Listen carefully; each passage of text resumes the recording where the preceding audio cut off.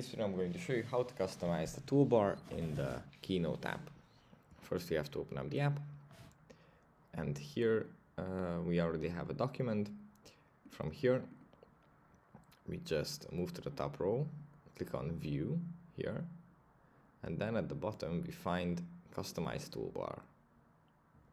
And here we have a bunch of options to select from, and we can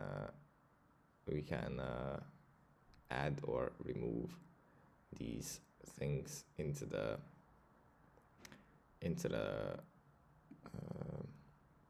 toolbar. So yeah, that's basically it for this video. I hope it was helpful for you guys, and I'll see you in the next one.